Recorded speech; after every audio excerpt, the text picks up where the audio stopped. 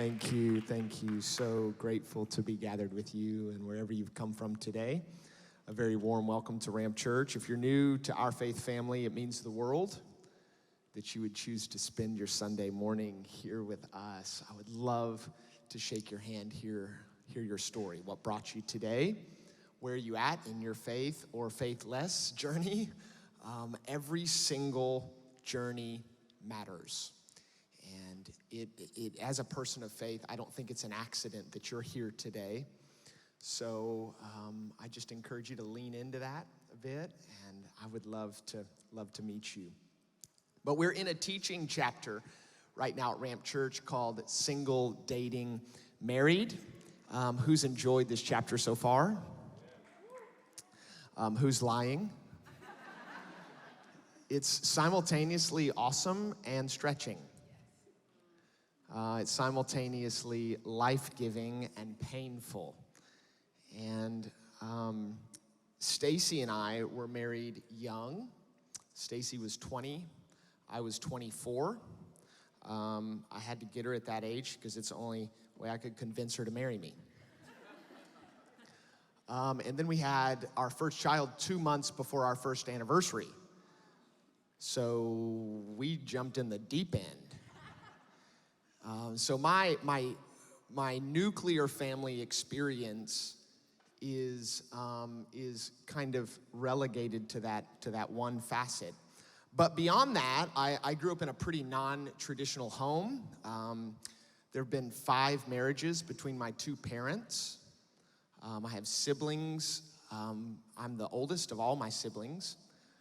Several divorces in my siblings. Most of my family do not follow Jesus.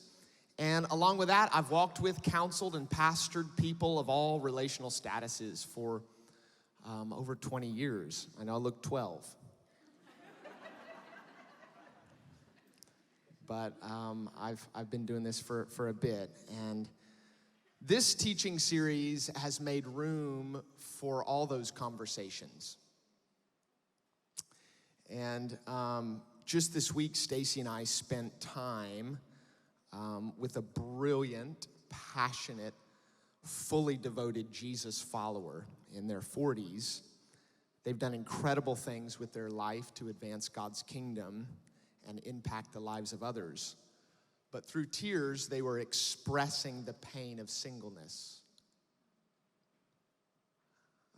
Decades of praying and hoping and waiting. Stacy and I, not too long ago, had a new member of Ramp Church approach us and kind of trepidatiously say, I'm new to Ramp, but before I really got involved in the community, I wanted to let you know I've just recently gotten divorced. Is it okay if I come to this church? Because of their experience in past faith communities. And so the first thing I want to tell you, Ramp Church, is thank you. Thank you for wading into this topic. I love your bravery and your courage.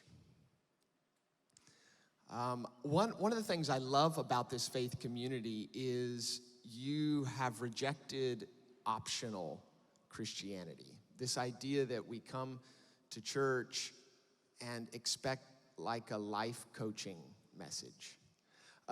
Just a sort of type of advice that if I take it, maybe my life would be better, but if I'm not that personality or I'd rather do life a different way, that's okay. What I love about this community is that you've chosen essential Christianity. The type of teachings, the posture towards the word, that when you discover God's design, you adopt it wholeheartedly. And I'm so grateful for you in this series and being up for this painful, beautiful, life-giving, stretching topic. And it's a joy to be here with you. This series is much more than acute Christian teaching. It cuts to the core of what's most exciting and what's most painful about our lives here on earth. And I'm grateful for you, Ramp Church. But Why, though? Why are we putting you through this stretching? Why would we risk triggering you? That's a word that I've heard that someone's expressed to me even since we've been in this series. There have been things that we've talked about that have been triggering for me. Why would I risk that for you? And this is the first reason right here. The reason I'd risk it is because these topics that risk pain and triggering and misunderstanding, it's because Jesus leans into our pain. Jesus doesn't avoid topics that trigger us. He realizes that when we identify the places that are hardest to discuss, we've probably also identified doorways to our greatest joy and fulfillment and satisfaction in life. And if we can find instruction from him that transcends our own experience, our own upbringing, our own pain, our own cultural moment, and then we can actually be invited into spiritual power that allows us the courage to confront the pain, then Jesus has sympathy and sensitivity and compassion, but he doesn't balk at our pain. He leans in our pain. When Jesus met the woman who was arrested because she was literally caught in the act of adultery, he didn't shame her. He leaned in. He got nearer to her pain. He got nearer to her confusion and her hardship. The ancient Jewish poets were so enamored and amazed by this aspect of God's nature because he wasn't like the pagan gods who demanded that people live right before he drew near. All the gods in the surrounding nations around Israel demanded right living before proximity, but not Israel's God. And the Jewish poets and songwriters were so amazed by this. They would say things like this in Psalms 51:17. A broken and contrite heart you will not despise. Have you ever felt despised in your brokenness? Maybe some of you, even in this series, the way you would describe your relational status, you felt despised in that place. Well, God doesn't despise you. In fact, he doesn't despise the most genuinely broken parts about us. Psalms 34:18 says this, the Lord is near the brokenhearted. He saves those crushed in spirit. Psalms 47, I love this. He's not just near though, he heals. He heals the brokenhearted and he bandages their wounds. I love that picture because what the songwriter is trying to say is he's so near that he's not shouting healing words. He's literally administering the bandage himself. Have you ever put a Band-Aid on like a toddler? First of all, it's like half wrestling match, like half hug, half wiping tears. And there's this intimate kind of exchange, isn't there? That's the picture of this verse. So the first reason why we're risking all the things we're risking in this series is because that's Jesus's default posture towards you. He leans into your pain. The second reason is this, because the world around us is constantly shaping us into its vision for relationships, singleness, marriage, sex, and dating. If this shaping in your life and in my life, if we're not reflecting on this shaping, if we're not examining it, we'll be living out a vision for our own life that we're unaware of. You may think you're autonomous, like I'm a self-made man or a woman. I choose my own path in life. Don't be so quick. You are a product of your past. The things that shaped you, the people who hurt you, what you didn't have growing up, what you did have growing up. The identity labels you adopted that were given to you by somebody else. My name is shame, loss, strong, weak, good looking, bad looking, smart, dumb, whatever. Those seep deeper into us than just a sticker on our shirt. And then you are constantly pursuing the vision you have or someone else has of you that you've imagined in your mind. You're constantly living towards that vision. The world has shaped you. And if you haven't reflected on the way it shaped you, then you're living unaware towards that vision. It's probably a vision created by someone who doesn't have your best interest or your thriving or your flourishing in mind. It's a vision created by consumer brands to sell you something. It's a vision created by social media algorithms to hold and monetize your attention. It's a vision created by politicians seeking to leverage your vote for their own career advancement. It's a vision created by parents or teachers or schools that are mostly unaware of their own visions and where they're leading to. But the invitation to come to Jesus isn't simply an invitation to learn something new. It's an invitation to unlearn something as well. To be deformed out of things that we've been formed into that hinder and control us. It's an invitation into true freedom. The second reason this is important for us to talk about is because you're shaped, and some of us, all of us, need to be de-shaped and reshaped. The third reason we address this topic is because Jesus' vision for our life leads to satisfaction. I love his invitation in Matthew chapter 11. I want to pull a word out that we don't often pull out in this verse, and starting in verse 28, come to me, all of you who are weary and burdened.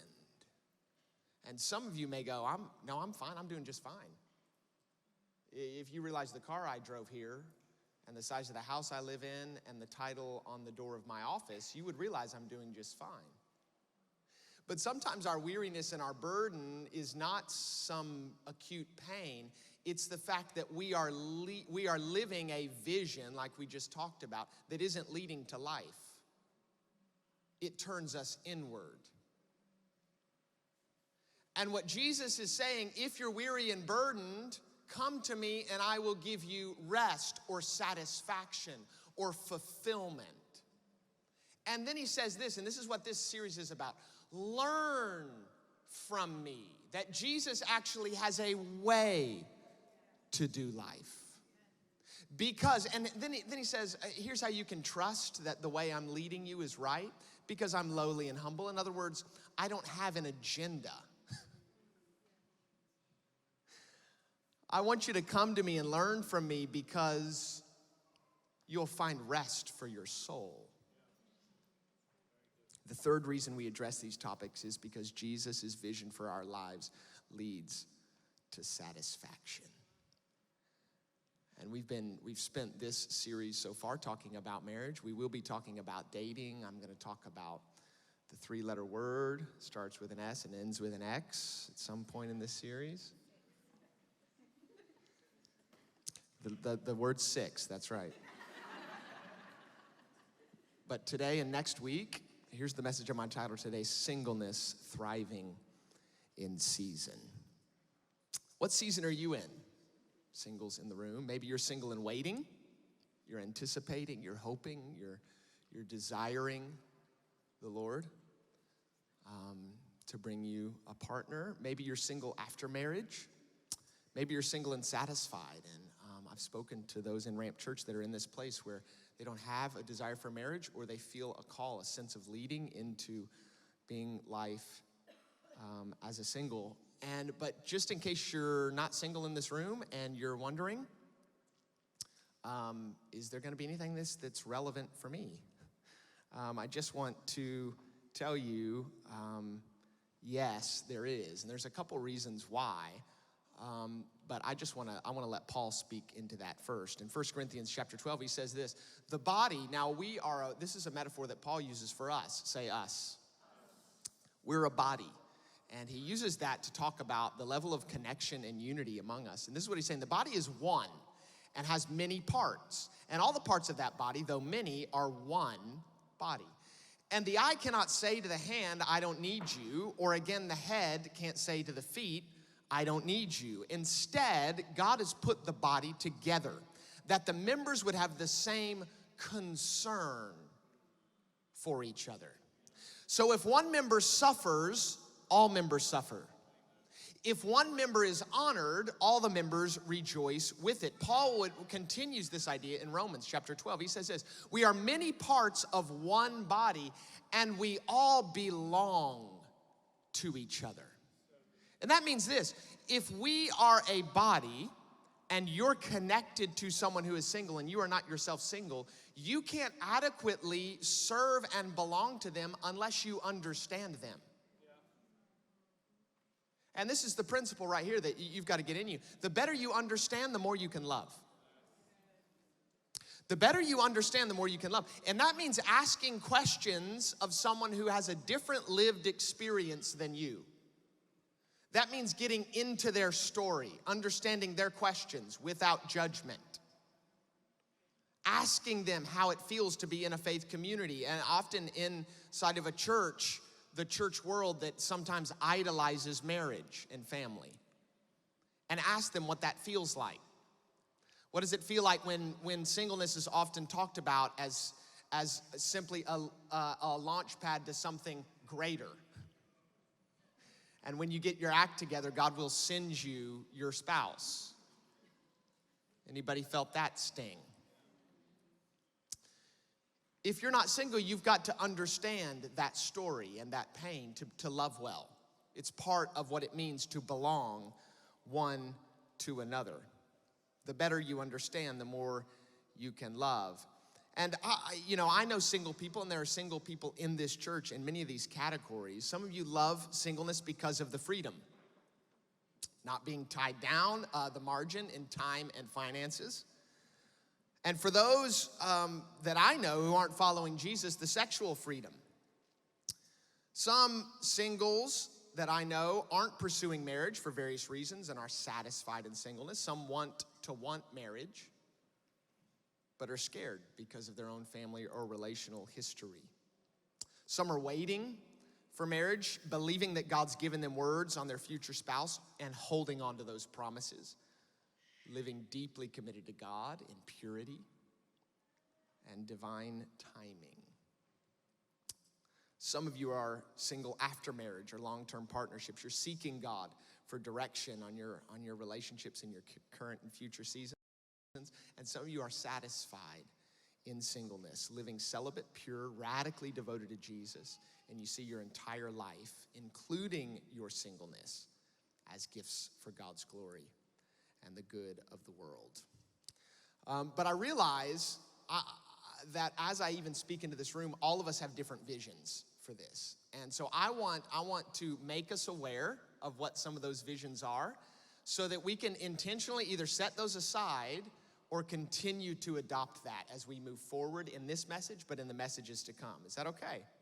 And the first set of visions I want to address are cultural perspectives. Maybe you don't consider yourself a follower of Jesus. So what I'm referring to here are perspectives about singleness or marriage or dating or our sexuality that live outside of Christian thought. But don't think, if you are a believer, that these are not a part of the way you think. It's like the air that we breathe.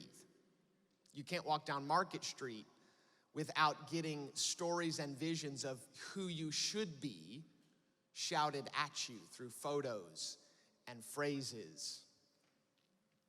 But biblical marriage, from a cultural perspective, can feel archaic, outdated,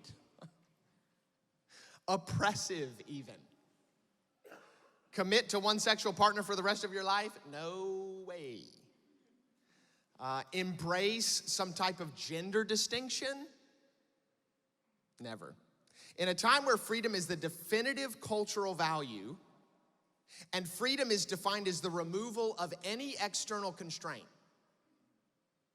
We can't possibly imagine entering into an agreement or commitment that by nature limits my ability to choose what I want or what I feel is best for me at any one moment.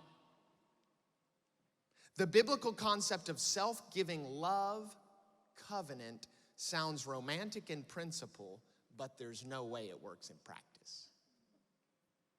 That's the cultural perspective.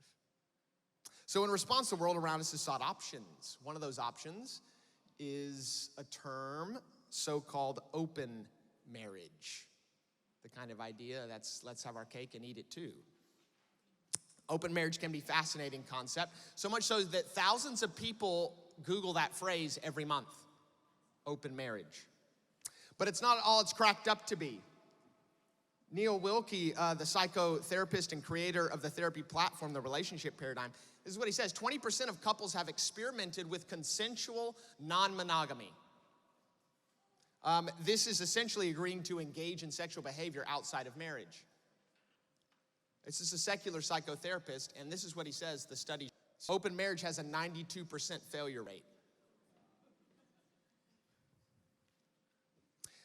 However hard we try to free sex from the confines of covenant, open marriages fail in large part because they deny the fundamental nature and power of sex as seen in the biblical vision. So another response when we realize open marriages aren't working is we do away with the institution of marriage altogether, or we so open it up to other definitions that it becomes nothing at all. If true freedom is freedom from, then why would we embrace an institution like this at all? So singleness is seen as a type of salvation in our culture. It's freedom from other people's expectations, religious traditions, sexual repression, and patriarchy. We've embraced this idea with blistering speed in our nation. In fact, over the last decade, studies have found that married people became a minority in England and Wales for the first time in British history. The Office for National Statistics shows that 53% of people are not in a legal partnership. For the first time, a majority of 30 to 34-year-olds are now unmarried, rising from 49% in 2011 to 59% in 2021. And nearly 40% of adults have never been married or been in a civil partnership. In short, many of us are leaving behind this idea of long-term partnerships in search of other options. But that's not all. Does this story sound bad enough for you? I'm gonna keep making it worse. Pornography. Internet pornography has also had an effect on views towards marriage. Recent studies claim that the rise of internet pornography could be to blame for lower marriage rates, as men who statistically far outweigh women in the use of pornography find, quote, listen to this, quote, low-cost sexual gratification without being tied to a relationship. The study calls pornography an important factor in the decline of marriage formation. Many young men are saying that women are too hard to deal with and pornography is more enjoyable than real sex and real women. Not my words.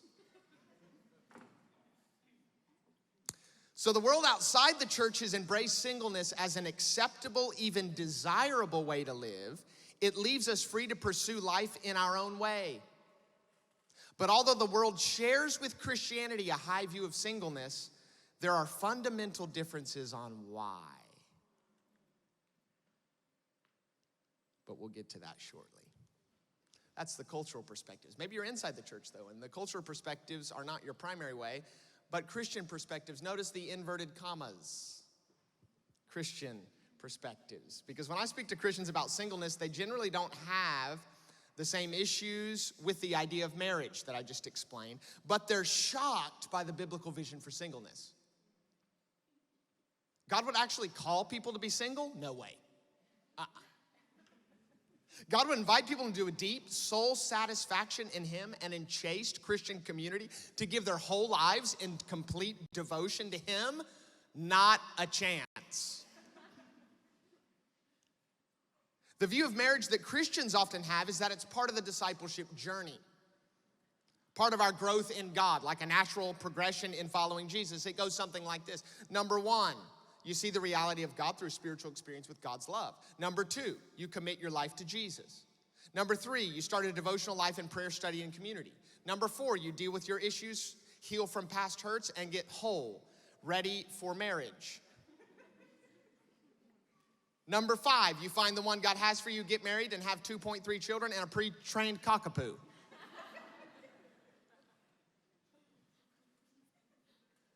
Now, this vision of marriage may be entirely attractive to some of you, but let me be clear, it isn't the only vision or even the ideal vision presented in the Bible.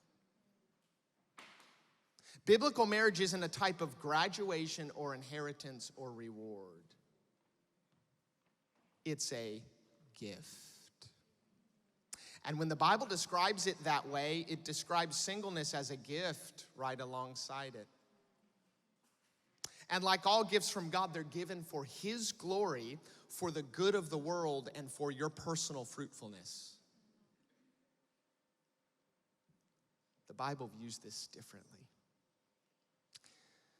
But all of us in the church, we have root fears with our life situation or condition, and I have found some unique ones for my brothers and sisters who are single. There's, of course, the fears of loneliness, of rejection, unfulfilled longings. Maybe you're older, maybe your body is changing. Will I ever have children? Will I still be desirable? All these younger people are crowding me out. I'm not really into this person, but I'm lonely. Should I stay in this relationship? Should I date a supportive non-believer? Have the dating rules changed around me? What about sexual baggage or expectations in that area? Are there enough eligible people at this church? Are there enough eligible people at the other church I visit to see if there are eligible people? Are there enough eligible people on the island of the United Kingdom? Jesus invites us to come face these fears. What's beautiful about the place you're in right now, this literal building, this literal room, this literal moment, is the Holy Spirit never invites us to face fears He does not intend on helping us conquer. He doesn't do a bait and switch. He invites us to face our fears, and with God's help, it is the only place that we can have the courage to stare our fears in the face flat-footed, because we have the Spirit of God in us helping us to answer whatever question may arise. That's the place you're in. And true freedom is not in any other vision, but true freedom is in this. It's in finding God's perspective. I'm not inviting you into some church creed today or to get into alignment with some preacher, or certainly not some American accent today. My goal is to get you into God's perspective. Because you'll never find fulfillment when you view your life from a human point of view. You've got to get into God's perspective, an eternal perspective. You've got to see things from beyond today, beyond your pain, beyond your experience, beyond your story. I'm not saying those don't matter. I'm saying there is something more. And today the invitation is to come up to a higher point of view. But thankfully the name of this church is Ramp Church, which is about a platform that leads you from one level to another. So my desire today is that all of us can elevate to the place that God's called us. So if we're into God's perspective, here's a question that really matters. What did Jesus teach about singleness? Have you ever wondered? What did Jesus teach about singleness? I think many of us haven't wondered because we probably think He didn't. We probably believe in that Christian version that I just mentioned a minute ago, that, oh no, every good Christian gets married someday. But Jesus did teach on it, and it uses some ancient words, so I'm going to have to kind of explain some of those. But it's in Matthew 19, and it starts in verse number 10.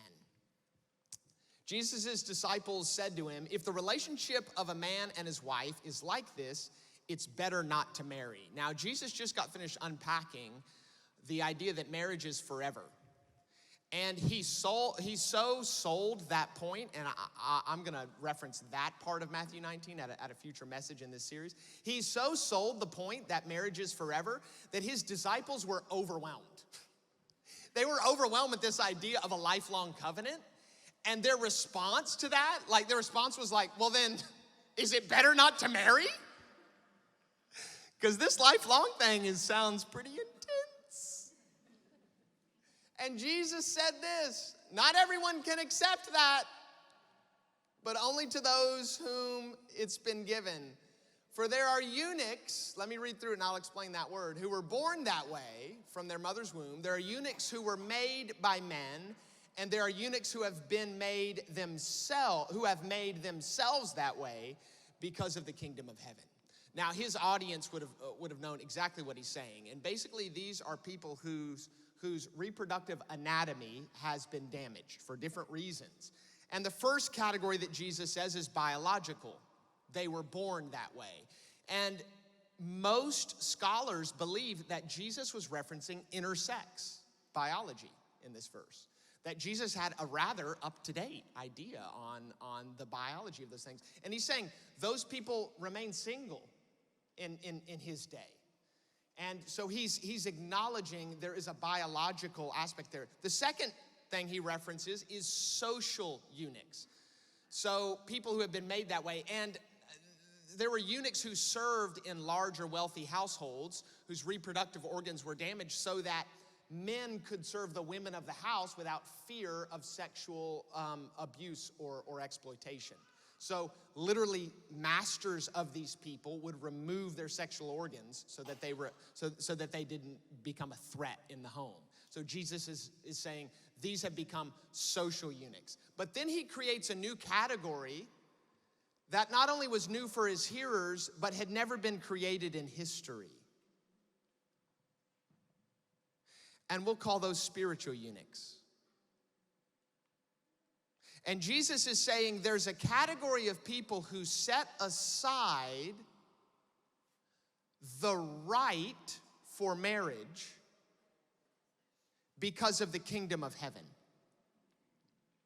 Paul taught this idea. He reinforced this in 1 Corinthians 7, which is an amazing chapter. I would encourage you to read it in a modern translation.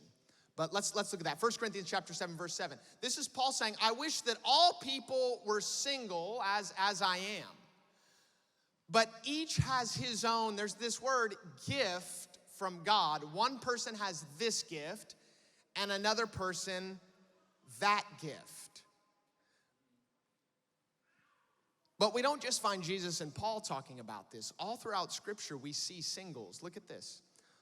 Of course, Paul spoke about the gift of singleness. Anna, do you remember Anna in Luke? She was left at the altar, basically, with seemingly little to contribute to society. The widow, Anna, was willing to rest in the Lord as she actively served him in the temple and marked her life with praise in Luke 2. Martha illustrates that single adults, and even married adults for that matter, can easily allow the busyness of life to distract from their worship of the Lord. Lydia, a businesswoman. She was a part of the early church. Jeremiah, Ruth, Joseph, Nehemiah, John the Baptist. And should we ignore our Savior himself? Jesus, the ultimate human, shows that fulfillment, satisfaction, belonging, and purpose can be attained as a single adult. Do you want to try to convince me that Jesus was unfulfilled?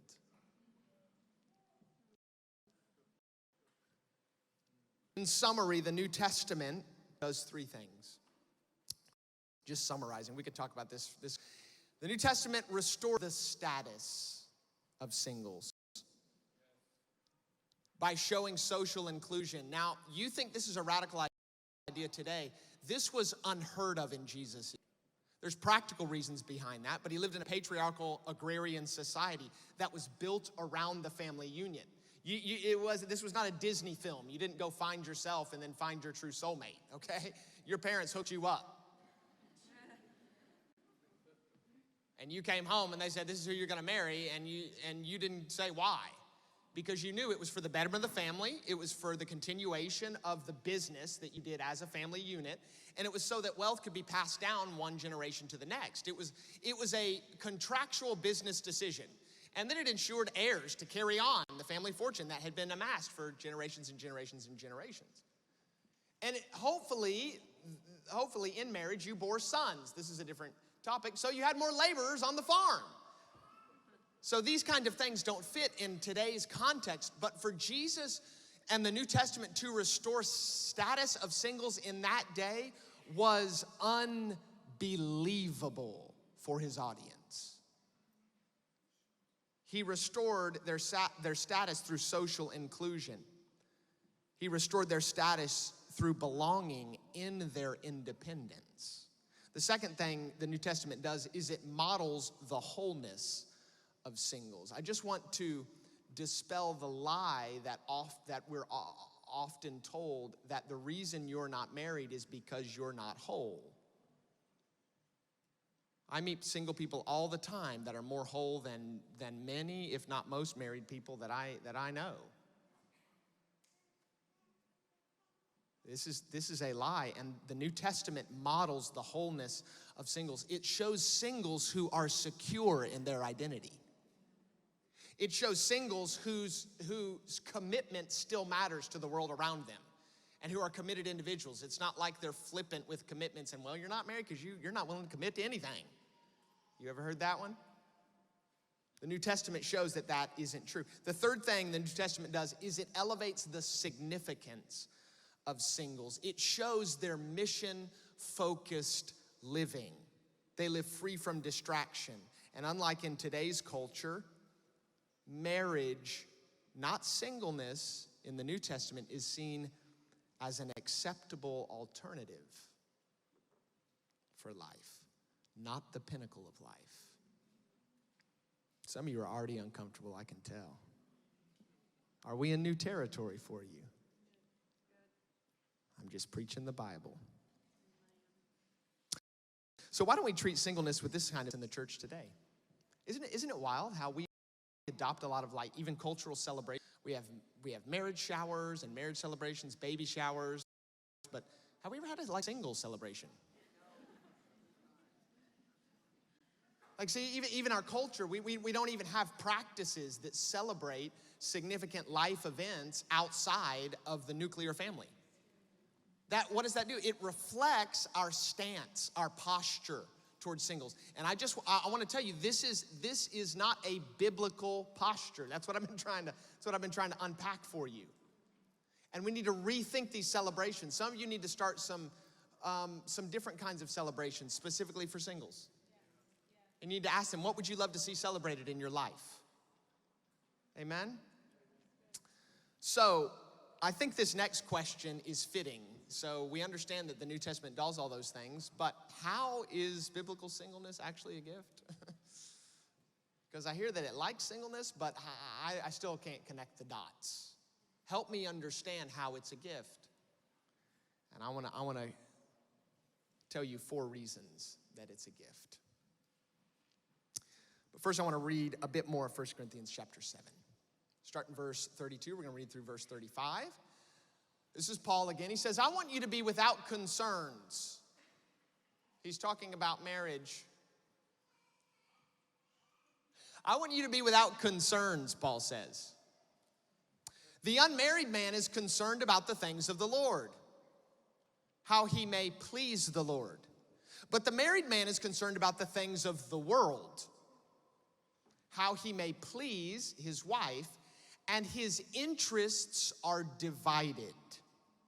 The unmarried woman or virgin is concerned about the things of the Lord, so that she may be holy both in body and in spirit. But the married woman is concerned about the things of the world, how she may please her husband. I'm saying this for your own benefit, not to put a restraint on you, but to promote what is proper, and so that you may be devoted to the Lord without distraction.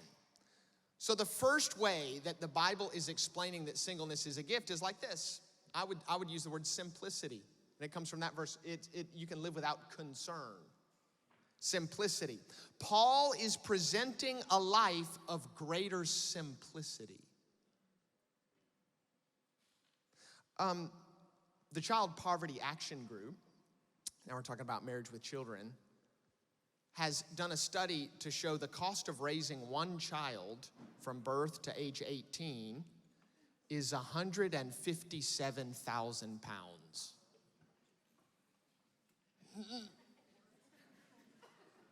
One child. I have 3. Simplicity. Simplicity. And if you're a single parent, that cost rises to 208,000 pounds per child. Simplicity. Paul is trying to say, when you are single inside of God's kingdom, a fresh type of simplicity comes to your life. Number 2, how is singleness a gift? Paul uses the phrase, please the Lord, and I'm going to call that pursuit. Matthew 6 offers this invitation, seek first God's kingdom and his righteousness, and everything else will be given to you. Singleness provides a unique opportunity, Paul is saying, to put God's kingdom first and foremost. Number 3, how else does the Bible present singleness as a gift? Like this. Service. Paul says you can be focused on the things of the Lord. I love Psalms 92, 12 through 15. This is some of my favorite set of verses. It says this, the righteous will flourish like a palm tree. They'll grow like a cedar of Lebanon. Planted in the house of the Lord, they will flourish in the courts of our God. They will still bear fruit in old age. They will stay fresh and green, proclaiming, the Lord is upright. He is my rock, and there is no wickedness in him. This is the story of Anna in Luke chapter 2. She stayed planted in the house of the Lord, and it was a unique service to the Lord, and she found fruitfulness there. The 4th way that singleness is a gift from 1 Corinthians 12 is strength for your own benefit. We see in Matthew 7, Jesus gives the invitation to build our life on the rock of his word. That's the biblical vision for why singleness is a gift. Midweek, we had a Q&A with our young adult community. Who's at the young adult Q&A midweek? All right, many of you. Did you enjoy it? Yeah. All right, 2 of you. That's good. Many of you were there. 2 of you enjoyed it. And there was a question that was asked. It was an incredibly honest and beautiful question. And it was this. I've been praying for a spouse for 26 years. And I'm still single. How do I know the Lord still loves me? And ultimately, what they're asking is, how is singleness actually a gift in this place? And this is what Paul's speaking into. But he's speaking into this with the idea that he's thinking we already have the starting point that our whole lives are revolving around God's kingdom. And that's why I started with vision. Our entire lives are built around the idea of asking what's best for God's kingdom. Not how do I live out a fairy tale? How do I idolize romantic love like the world around me? But what does it look like to live a life fully devoted to Jesus? But this was, to me, the beautiful thing that question led to is when you come into relationship with God, no longer do the circumstances in your life define you. But you are defined by a greater source. See, Romans 5 says it this way, that when you were a sinner, Christ died for you. The way that your value is determined is not by what you have, what you don't have, who you're married to, who you're not married to, how many kids you have, how many kids you don't have, but the price that was paid for your life. And the amazing thing about Romans 5 is this, that God is saying, when you were my enemy, I paid the ultimate price to have you. You see, the deeper meaning for that is not that we just did bad things and God chose us anyway. The deeper meaning of that is this. If we had done good things and he chose us, we would always wonder, did he choose me because I did good things? Is my performance part of his acceptance? And the gift of Romans 5 is that before you could do anything for God or show anything good about you, God still chose you.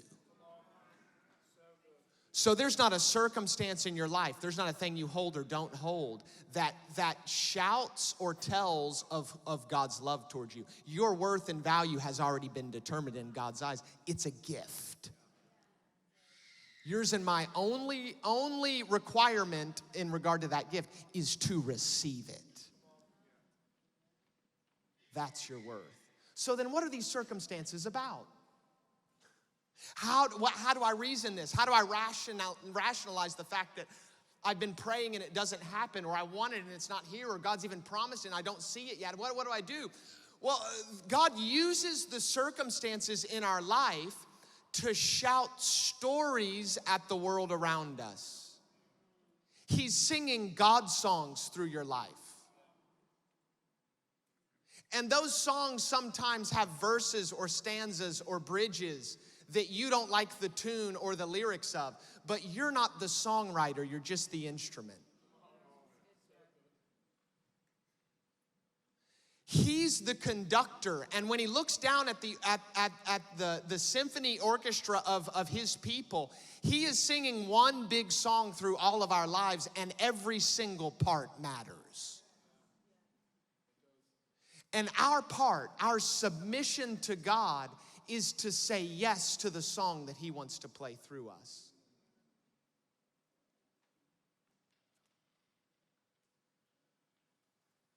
Stanley Hauerwas and William Henry Willimon explain some of this dynamic like this. This is what they say.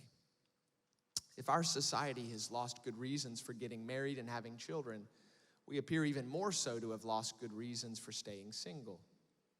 About the best we can muster in regard to staying single is that we do not want to be tied down, or we want to keep our options open. Yet for those who are on the adventure called discipleship, singleness becomes a sign that the church lives by hope rather than biblical errors. That brothers and sisters come not through natural baptism. That the future of the future is ultimately up to God. The telos, the end or the purpose, the end of this all, gives meaning to our choices. Your singleness is singing 3 songs to the world around us, and we need you to sing it.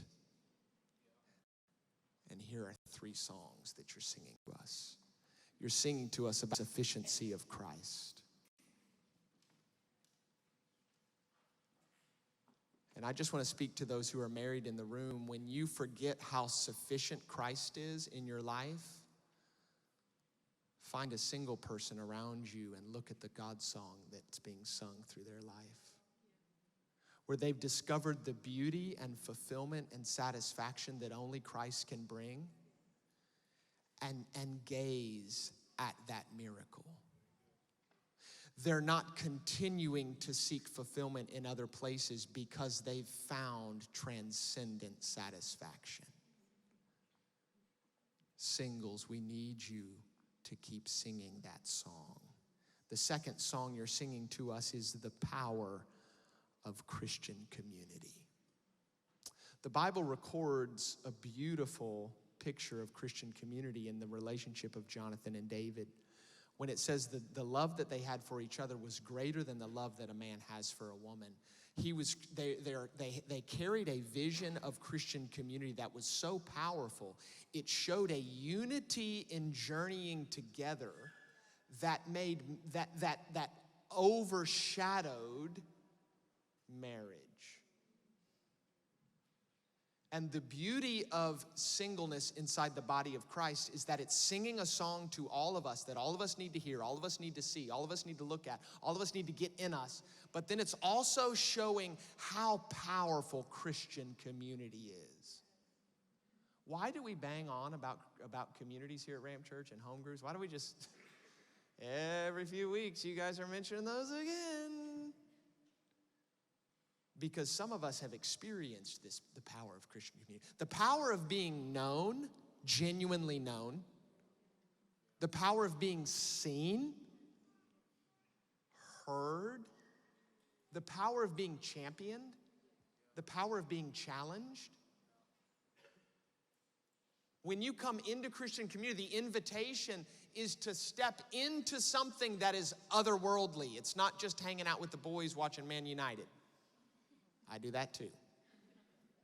It's beyond that. The third song that the Holy Spirit is singing through the singles in our community is the hope of new creation. You see, I hate to break it to you, it doesn't matter how much you like your marriage. When your life ends, so does your marriage. Jesus clearly says marriage is not an eternal institution. And the truth is, every married couple in here one of you will most likely be single.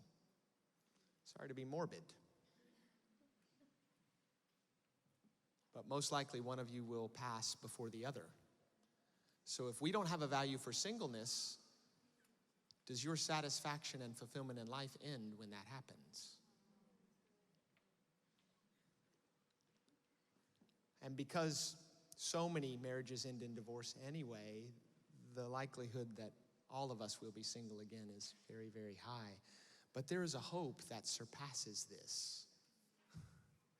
It's the hope that in eternity, we will discover something that this world could never offer. The Bible calls it a shadow or a foretaste, meaning this. Any pleasure that you discover in this world is the difference between a shadow and the real thing. Eternity holds the real thing. The picture is that it's pregnant. It holds the real thing. Everything up until eternity, new creation gives birth is just birth pains. It's just reminding us something's coming. But what we hold in part now, 1 Corinthians 13 tells us, we will see in perfection then. The reason why even your imperfect marriage, your imperfect community, your imperfect nuclear family, your imperfect friendships, your imperfect job or purpose, the reason why those fulfill is because they're pointing you towards something that holds ultimate fulfillment for you and me. It's the hope of new creation. And when you hear the song being sung through single people's lives, that I am holding a hope in something I know this world does not have to offer, all of a sudden you feel something in you start to awaken. You remember that life is more than changing nappies and paying bills. You remember that because you see the hope that's keeping a single person going day in and day out, fully given to the purposes of God, fully devoted to Jesus, undivided in their affection for him. This is the song God is singing through your lives. Let's pray together.